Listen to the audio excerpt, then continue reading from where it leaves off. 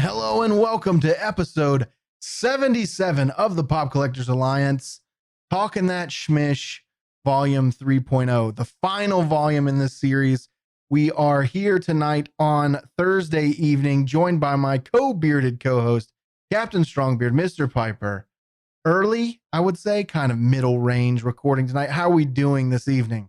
I'm trying to mentally prepare myself for surgery tomorrow, and I'm drinking a peach water, so it's good. It's a good time. A peach water. Peach water. It's you can get like a can of like Clear American is what it is called. It's peach sparkling flavored water beverage. That's too many words to describe what it is. That's the perfect thing to drink before the night of a surgery, I guess. Before I fast, technically it's water, so I think that's good. There's no sugar in it, so I mean.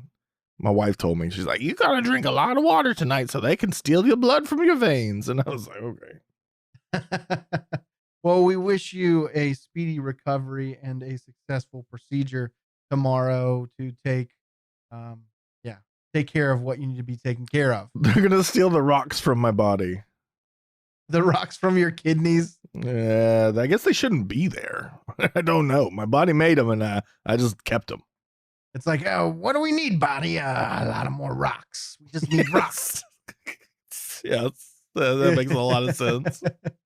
We need rocks for the quarries. It's like the Rick and Morty episode, Pirates of the Pancreas. Yeah. Rocks of the kidneys. The rock climbing wall of the kidneys. There you go. Oh, God. No, I don't even want to think about it. People won't get that reference if they haven't seen Rick and Morty. If you haven't, please do so because it is a good show. But yes, Piper, we wish you the best tomorrow. And in lieu of all of that, we have an episode that's coming out tonight. So that's another plus. A lot of things that have happened since last episode. We wanted to close out Talking That Schmish because I want to tie into things. And we have some special announcements on the end of this for future and upcoming episodes. But let's get right into Talking That Schmish. So when last we left, we had this long talk about value and everything crazy that's happened since this pandemic has come across us, people selling things, prices just increasing. And to that point, they still are continuing to increase. Attack on Titan Pops. If you have them, hoard them or sell them, get rid of them now. There was a 1,500% price increase across the board. If you have the Aaron Yeager, I think that's his last name. I really don't know. Nailed it. If you have him, the bait version, that is hot and on fire. Also, the Titan, the Armored Titan 6-inch pop on fire right now. Both of those are trending towards $200. Dirk Nowitzki, the NBA pop. I was just at Scott's house. Shout out to Scott on the podcast. And he was showing me an awesome out of the box collection. Dirk Nowitzki was both him and Ryan. Shout out to Ryan on the podcast. Their first pop, I think, and the pop that they bonded over. I know for a fact that it's Scott's first pop. Paid like $5 for this pop. Oh my God. And the thing is worth what? It was like selling for $850. So you want to know something amazing? Let's hear it. Brandon, our video boy, he helps us whenever we do any kind of YouTube stuff. So he is a ginormical Mavericks fan. We both know this. All right. He has a Dirk pop that is signed, that is sitting in in a glass terrarium, being protected. And I wonder, I'm just curious. So if it's $850 for just the pop, I wonder what it is if you tack on a signature.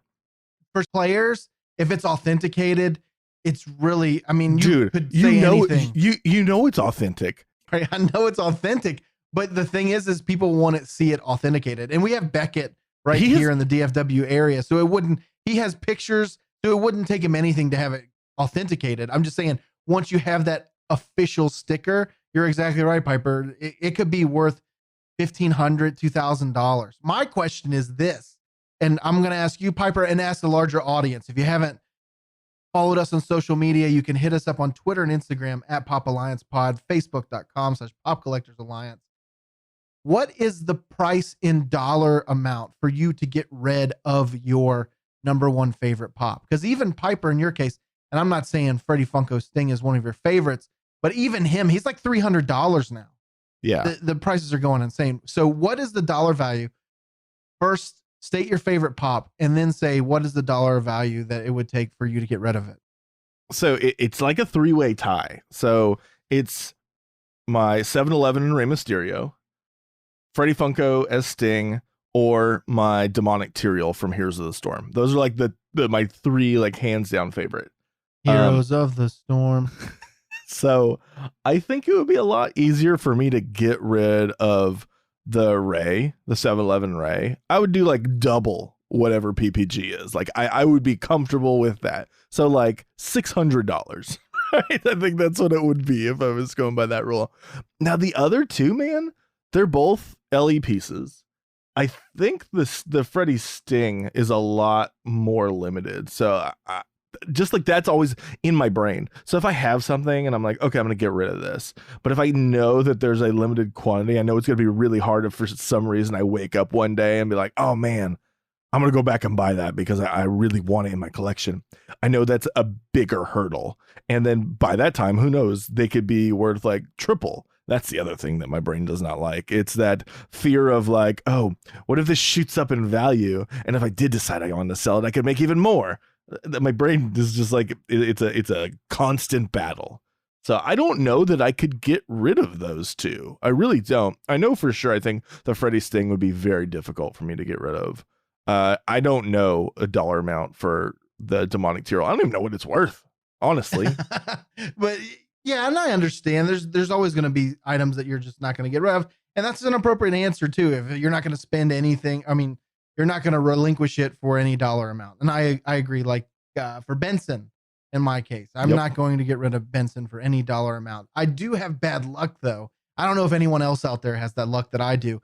It's called the luck of, if I get something and I hold on to it, it goes down in value. But if I sell it, it goes up in value. Because I sold the Mandalorian from New York Comic-Con at like $300 or $350 or something like that. And it's like $600-700. This always happens to me. It's always like, oh, wait till you sell it. It's the same thing. Price goes up. That's the same thing.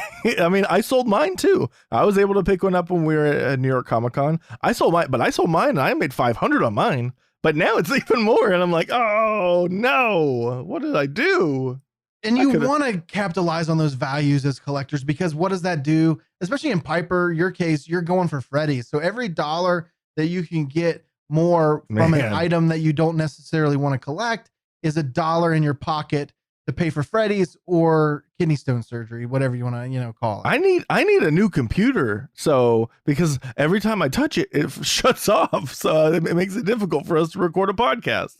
So no, I absolutely agree. Oh, I looked it up. Also, the demonic Tyrael, it's only $80. So, but I still couldn't get rid of it. Yeah, it's something that's important to you. And then also one of the other trends tying all this together and values increasing and just stupidity. I'm gonna say something negative. It's not any one person in general. It's just stupid in the process. Like, I can't believe this is happening. Now auctions, we would go on an auction and we'd take a 30% hit on any single item. Not complaining. Our auctions benefit our patrons for the most part, and I'm happy for that. But now I'm seeing auctions of common pops that are should be selling for $11 in a store, selling for like $20-30. And people are like, man, that's crazy. I don't understand it. But I think I put 2 and 2 together. People aren't going to, in certain circumstances, if the item isn't readily available online, like you can't buy it off of Amazon or you can't buy it at Walmart or any of those retailers, they may spend a little extra to get it from an auction. One, you're guaranteeing yourself condition because you're seeing it there, right? You see what it looks like. It could get damaged in shipment, but generally I would like to say and think that people are doing these auctions are going to take a little bit more care than somebody in the back room at Walmart kicking it around while they're playing, basketball with it. So I see it from that perspective, but there were items too that people are bidding on Piper, and these items they're paying $15 to $20 and they're $8.99 on Amazon. Why? What is wrong with people? Like, I have no idea. Do they not know how to buy things? Like, I don't understand that at all. And people, I don't know if it's just new people coming to collecting, Funko is starting to branch out, and I think their business strategy is with these board games and a couple of the new items that are coming out with a battle, whatever they're called. Some Marvel characters. The Hero Smash. I don't remember. Hero Smash. But anyways, just their in general, what is it? In general, when they're trying to get a new audience, like we saw at Toy Fair this year, they're going for the little rubber toys, the candy toys, board games, completely expanding that to include more. That's just getting people hooked. And then they're like, oh, what else does Funko make? And sell their products. I get that strategy. It's just, I haven't seen anything really good until recently with some of the newer products that they're announcing and releasing. Were you talking about the booger toys? Because those were pretty fun. I have not seen those I haven't seen them in the store. It's like a nose, and you gotta pick the nose, and there's a toy inside each nose hole. My name is Booger Toy. I live in Boogerland. It's James Boogerton, and I like his toy nose. Oh, really? No, that's not his name. I just made that up just now. But no, the Marvel game you're talking about is Marvel Battle World: Mystery of the Thanos Stones. It's a battle ball. I really like that. I mean, but it's something new, right? And to their defense, it doesn't look that bad. No, they're really cool. They remind me of I guess like late 90s. There was a lot of like micro toys that came out. Like the beans. Do you remember those? They were like battle beans or something like that. Yeah. Like those, and then you had like the tech deck, like mini skateboards and stuff like that. Like each one of these like balls, the battle ball that you buy, it has like 6 little minifigures in it. But I like the fact that it's actually a board game. So you got a collectible thing and then a board game. Sounds like somebody stole my idea. Yeah, but they are also bringing new people in with these items. Yeah, and for sure. You're getting a lot of new collectors. And one of the things that I was thinking about this week, because one of the recent Funko Shop releases was the Care Bear in the Cloud Car, and just how mostly in general, the 10-inch Skeletor that came out, I mean, it's lighting it up. A lot of the recent sales, even the Cloud Car Care Bear, it sold out, right? But it just makes you think, just in different product lines, right? Anything that people come up with these ideas, and we always call it, Janitor Jim or whatever, like, hey, I got this great idea. I honestly think the Care Bears were just like one of those stories where Mary Shelley and all those people locked themselves on an island and just did heroin for a weekend. It's like, we got these bears, right? These bears, they live in the clouds, man. They live in the clouds, and the bears, they just care, man. They just care. And they shoot rainbows out of their bellies. It's like an acid trip. And I'm like, but how do they travel, man? Well, you know what? These bears, they have cloud cars, man, because they live in the clouds. It's the most hippie thing ever. It's like, but how do bears live in clouds? They just do, man, because they care so much. They're lighter than air, bro. So just trust me. Live in the clouds. So, you know what? I'm a little disappointed in this because I didn't buy it, because I was like, oh, dude, this is going to be on the shop forever. I'm not going to worry about it. I'll wait till it drops in price. And they sold out. And now my Care Bear collection is not complete. And yes, I had a full Care Bear collection, all of them, every single one. And now I don't. I don't even know the physics of a cloud car. I'm still stuck on that. It's like, it's the cloud, it's cumulo drive bus. Cumulo drive cloud. Oh my goodness. I'm sorry. I'm sorry, people. It is what it is, right? That's what this is all in the values. It's bears and clouds and caring and people selling things for exorbitant amounts of money. It's just like, what are you doing? I get it, but I don't get it at the same time. Hey, it's good for the secondary market right now. And if Funko, like they said, they're going to cut product lines, they sure fooled the hell out of me, because it doesn't look like they slowed down at all. Well, that just gives you an idea of how much they had in reserve waiting in the wings, that they were able to cut it. And we still got this much stuff coming out. It's a little bit scary. Yeah, exactly. What does it look like when we come out of this? But I don't think that Funko's overall bad, even though they're laying off tons of people, I still think they're making good sales on things. I do have one problem, and we'll wrap up the Funko piece of this, but I think that their website, they've really turned into like a Nike now, right? So Yeah. I compare this, like Nike produces their shoes, also sends them to third-party vendors, and then they also sell their own product on their website. And I think with the recent update of the Funko website, they've just basically turned it into a store. Oh yeah, it just looks like an e-commerce shop now. It like before it was a corporate, this is our business. Here's our landing page.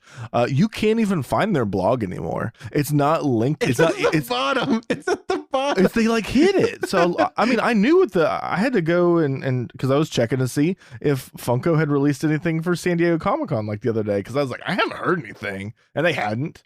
But I couldn't find the blog, so I was just like, I knew what the URL was, so I just typed it in. I got there, and I was like, that's so strange, man. Like, why would you do that? Like, yeah, that's your main like source of like getting information out there. I mean, I guess they have stuff on their homepage, but on the homepage, everything is just like, here's a sale on these things and a sale on these guys, and get a pair of sunglasses if you buy this hat. And I'm like, I don't care about any of this stuff. I want information. The store itself is something that's, I don't know if it's uncomfortable for me, but maybe it's a necessary shift. But I would ask, and this is the question that I've heard a couple times, is do we think that they created the store as sort of a front to get rid of their marketing team, and they've just focused on sales from that perspective? And I'm not taking a slight at the marketing team, but if you look back at some of their Funko videos, they're not getting a lot of hits, as you would expect, right?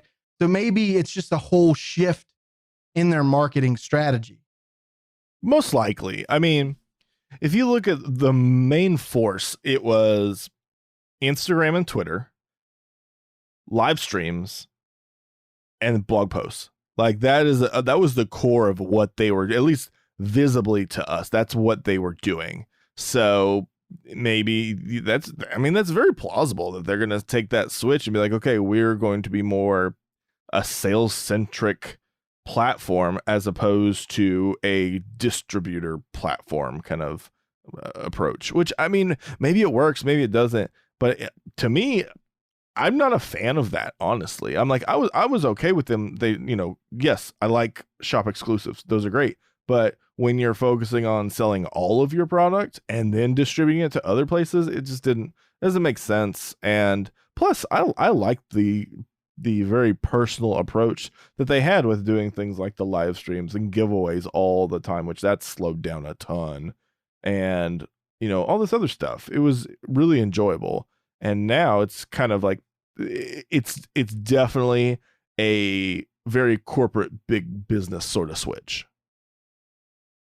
One of the things that surprised me the most is sort of it was almost like a slice, right? They took a knife and just sliced that piece of their business off. And one thing that we can speak of, Piper and I, when it comes to quote unquote marketing or whatever along the lines of pushing a podcast or a product, people don't really care about everyday news and engagement in collectibles. They care about leaks.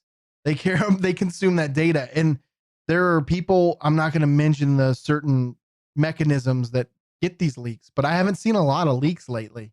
Have you noticed that, Piper?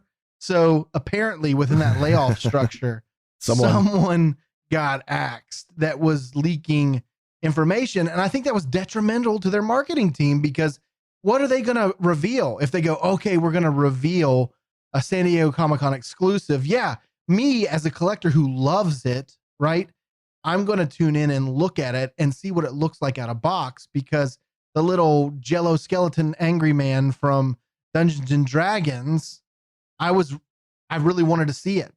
It got leaked, but still I wanted to see what it looked like. So seeing that was helpful. Mm-hmm. However, if you're somebody that just wants to resell something, and that, don't get me wrong, that makes up a large portion of the people that buy Funko's products, you're not going to tune in for that. No, you don't care about it. It's gone, because somebody leaked it. And I challenge that to the overall marketplace. Now look to the audience, look and see if we see leaks. Look and see if there's one of these guys come out and say, oh, here, because you haven't heard, we were supposed to get San Diego Comic-Con announcements this week. And it, to me, I would think that, okay, well, this person, he or she knows already what these things are. We're going to see them even sooner. Wasn't the case this time for San Diego. And there are exclusives out there. So I think something has happened. Do you agree? I mean, it's very likely. Funko had 700 plus people that work there, and they got rid of 250 of them. So chances are you got rid of that mole, which at that perspective, I've said it over and over and over again. I hate the leaks. I honestly do. I think that it takes so much out of the fun part of collecting when, okay, what was it? A couple months ago, a list was leaked of everything that was going to be at San Diego Comic-Con or was supposed to be. Obviously, some of that stuff is going to change, but that stuff pisses me off. Like, I accidentally saw it. And so I was just like, oh, this sucks because I don't want to see this. I want to wait until the announcements come. That's one of the kind of highlights of the convention season is, Emerald City, New York, San Diego, whenever that's coming up, Funko, for like 3 days, 4 days, they'll dribble little bits to us, and those little dribbles make me super excited. And that was basically gone for the past at least year, because really all the like super heavy leaks have been about a year is how long they've been in like full effect. And now, yeah, I agree with you. It seems like maybe that entity is no longer in the company, so they can't leak anything, and they just cut off all those guys that's their whole bread and butter, is just like, oh, look at all this advanced information I have. It's magical. I was like a wizard. Yeah, sounds about right. But again, when somebody comes out with a list, I don't trust that list when it's compared to somebody coming out with images. Yeah, and true. I would say from a design perspective, let's say you're Reese or you're another one of the design leaders within Funko, and you spend all this time on designs and you put all this effort into creating something, and you want to see it released when you're ready for it, right? And then you see some guys freaking Facebook or Twitter, whatever handle on there with a watermark. Like, look at what's coming out, guys. Look at me. I know everything. It's always nice to see somebody watermarking an image that they have zero right to. Exactly. That's what's always funny. Like, right, let's bro. put our watermark on it. And what we've put our watermark on things too. Don't get it wrong. But those are typically pictures that we've taken of items that we've seen. So people can't then take our pictures. They're taking actual, which has happened, Funko images. Yeah, it's happened numerous amounts of times. We will be, people will give us photos, people on the inside, not at Funko, but like at retailers, and we'll get them that information early, and so we want to get it out to people.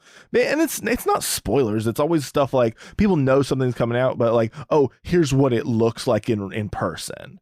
Well, yeah, it's just stuff that we put out was never a leak. No, it was because we don't specific things that have been released, but you're just getting a look at it. Yeah, exactly. Because I don't agree with putting information out there that's not verified. Like, you will almost never see that on our Instagram or our Facebook page. I like to make sure that everything that goes out is stuff that has been verified. Yeah, agreed. And I put that out to the larger audience too. Just make sure that you're looking at verified stuff. If you're a fan of leaks, that's fine. I don't fault you for that, because if you want to get it as early as you can, that's okay. I kind of like the Funko releases and how they put them out over a couple days, because then you got to verify which retailers were going to hold items and sell them, and it all comes out at once. Before that, it's just like Twitter news now. It's like, I saw a dog bite a person in the park, and that's all you know, right? Then you're just like, well, the person actually, before they started filming them, hit the dog in the head with a stick. There's more context, and they're just releasing things. They don't know where the retailers are. And then people start saying, oh, I heard that was Amazon. And then people start putting in the Amazon box and like, oh, no, wait, it's Walmart. And so you get confused. So having it from the source was always a good thing. And I think that we're going to lose some of that. It's a new world with Funko. We'll see how that pans out. But again, Funko price is going up. Like we always said, this is the Funko price holiday, folks. It is from March to July. So this is a Funko Price holiday with COVID-19. This could last until winter. And Todd will be complaining about Christmas present prices. So, but yeah, I mean, that's sort of where we are with Funko. Did you have anything else you wanted to add on that, Piper? No, that's it. Good. I think. Moving on This is good for me. basketball cards. I want to sum this up because I think this is a funny story. We always love collector stories. So this is a good thing. And Raul and myself, we're going to do a snack attack on the sports ball because we're both avid card collectors. So look for that in the near future. Raul, shout out to Raul on the podcast, doing lots of shout outs this week. But with that being said, Flipper Grandma has crossed. No. Yes, over to the card game, bro. She has crossed over to the card game. Well, see, we haven't mentioned Flipper Grandma, so any new listeners have no idea who we're talking about. So if you know anything about the Pop Collectors Alliance and all the new people that are coming on, you don't. Go back to our first episodes to get more detailed stories, but it's a long history with Flipper Grandma and me in the Fort Worth area. I'll give you a summary of the first time we ever met. It was the reason almost that I started this podcast because it was the Grady Twins release at Target. And Flipper Grandma was waiting at Target. She was at one Target and said, I'm buying this for my grandkids. And so she got the chase of the Grady Twins. And then I saw her again at another Target saying that she sold it for $400. So that's the type of personality you have with Flipper Grandma.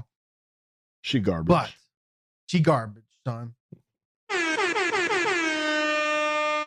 So Flipper Grandma, I did not run into her, but Noah, my son, he has been obsessed with getting cards at cost because he likes to collect cards. He wants to pay retail, and they have these retail boxes, blaster boxes, mega boxes, hanger packs, etc. Vary in price from like $9 to $40, but they resell on the market like a $20 pack right now is going for $75 for Mosaic basketball. So my son is as much as an OCD person as I am. So he wakes up and he calls every Walmart in the Dallas-Fort Worth area. And when I say every Walmart in the Dallas-Fort Worth area, I mean every Walmart in the Dallas-Fort Worth area. That's a lot of Walmarts. It's a lot of Walmarts. So I tell him, I sit him down, I'm like, look, we're never going to be able to find these because the employees, I'm not painting with broad strokes here, but generally when you talk to Walmart employees at the front of the store, they don't really care about cards and they'll just say whatever to just get you to stop talking to them. Understood with that. He didn't understand, and he doesn't understand why people flip cards. And I was like, look, Noah, if we want to be able to get these cards, we're going to have to find out when the vendor restocks them. Guess what we did, bro? We found the vendor. How did you just like stalk him and hunt him down? No, it was a happenstance, bro. We went to pick up other food early in the morning to grab a gallon of milk.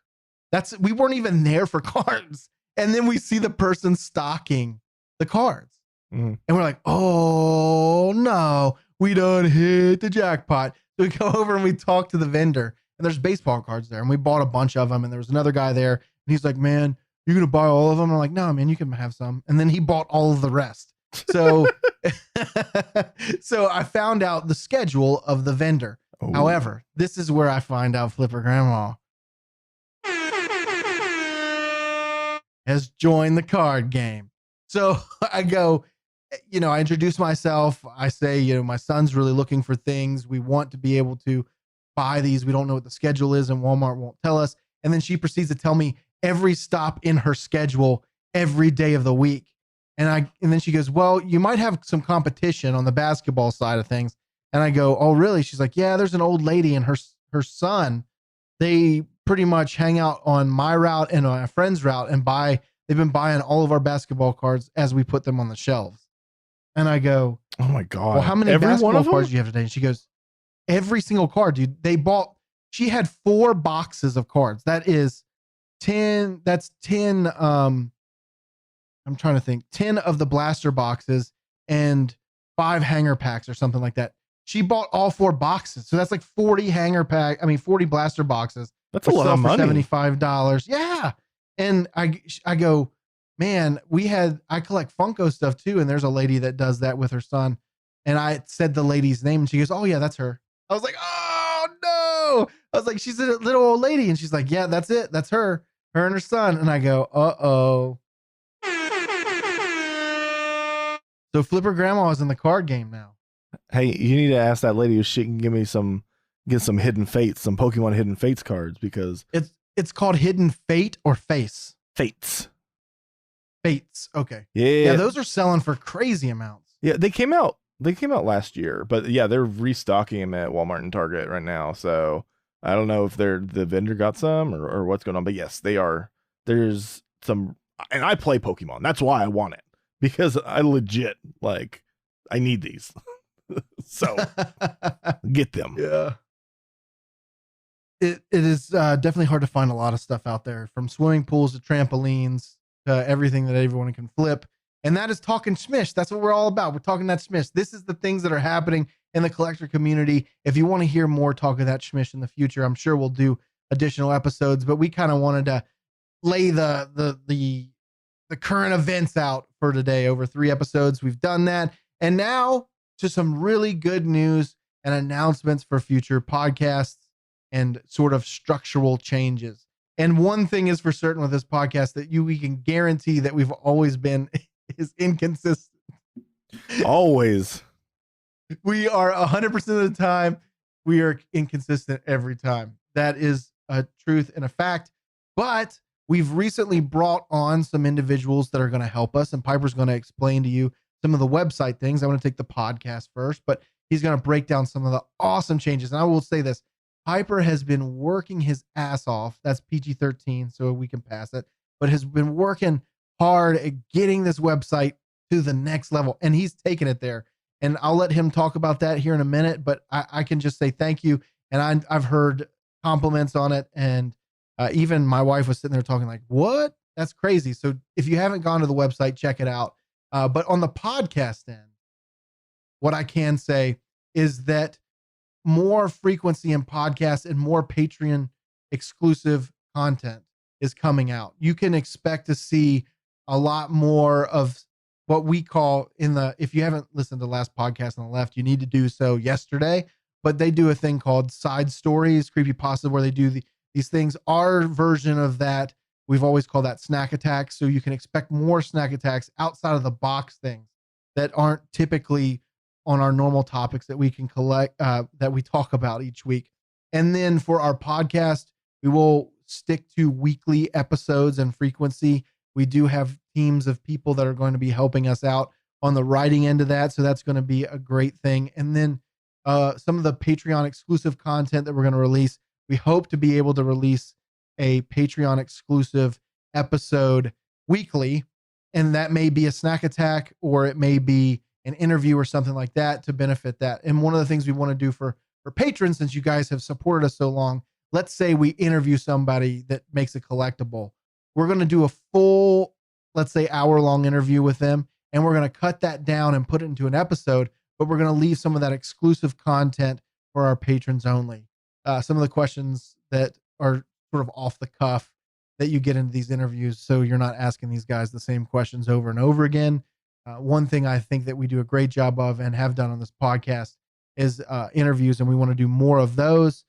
And everything is tying to the podcast now. So we're heavily focusing on upgrading our content. If you guys, I would even ask our audience, if you know anybody that's into sound production and can cut, intros and different segments for scenes that want to help out and work with us, you can reach out to us. You can email us info@popcollectorsalliance.com, or you can find us in our group or anywhere in social media at Pop Alliance Pod on Twitter and Instagram, and message us and let us know, because that's what we're really focusing on with a podcast. And I think it's going to be really good in the future to have team members come on and help us.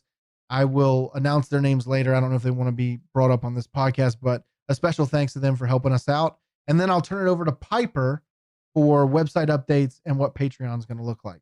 Yee, the internet. Oh, okay. So we've always had a website. It's always been kind of lacking. So I took it upon myself, and I've been working on this for like a good solid like 2 months, nonstop. Like every day I've been doing stuff on it. And so we've kind of revamped it, restructured it. It looks way prettier now, so much easier to read. We cut down on stuff. And the big thing is now there's a lot of exclusive content on the website that is dedicated to just patrons. So a couple of really cool things is when you go to the website, if you're a patron, you can log in and it's going to unlock a bunch of things. One of the things is you won't see any ads on the website, which some people care about that, some people don't, but all the ads disappear once you're a patron. So that's really cool. The next thing is we now have our wall of awesome, which we had talked about. Oh, we're going to do this wall of awesome. So everybody that's a patron, you can go there and you can see who all backs us. And it's like one of our ways of saying thank you to all these people. That is now up and live. Everybody can see that, but it is there now. But the really big aspect of this is our Patreon dashboard that we've built on the website. So within that, we have things like a list of upcoming releases that are coming out. We have placeholders, we have DPCI numbers for Target, we have SKUs for Walmart, and we also have a upcoming running list of big collectibles that are dropping, where they're dropping at, what time, how much they're going to cost, link to the website, and then also the ability for you to do one little click and set up a reminder in Google Calendar. So it's all kind of nice and enclosed there. We're going to be doing other things, like we're going to have Patreon only giveaways that are on the website. We are going to have a mystery mini database, which we built previously, and it is just not back up and live yet. But if you are a mystery mini fan, you'll be able to go on there and look up all the weights for everything that we have been able to acquire. We also have a Patreon only shop, which that's a really big thing. I think I'm most excited about that. So the main focus of it's going to be, there's going to be merch that we're going to have that we've made exclusive to patrons only. And we are going to have some items that are going to be thrown up there as well. Things that we can acquire extra. We will make those available to our patrons. I'm not sure how that's going to work yet. We're still kind of ironing all that stuff out, but it is there. It is exclusive to patrons, and I am super ecstatic about it. Yeah, man. And I can tell you it's a great job that you've done. And I mean, it just blew me away, just the changes alone without all of this added stuff. And there's more stuff that we're not even mentioning here that we're working on in the background. So there's more to come on this.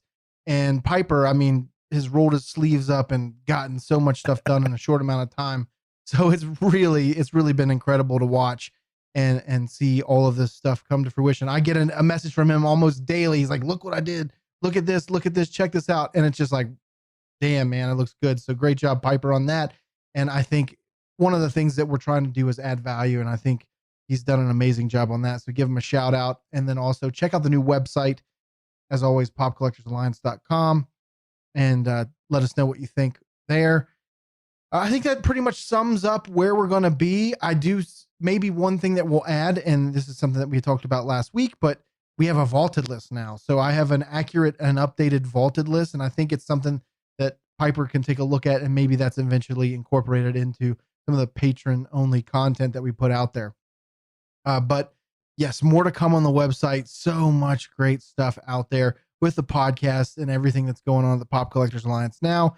Any suggestions or things that you would like us to cover on episodes, hit us up on social media. I would prefer you email us directly, info@popcollectorsalliance.com. We want to hear collector stories. We have a story from Caleb in our group that he's written us. We're going to put in there, and we'd like to do more of that content creation. If you have a great Flipper Grandma story, or a great, hey, I was at Target and someone tried to beat me up for a pop or basketball card story, just let us know. Email us again, info@popcollectorsalliance.com.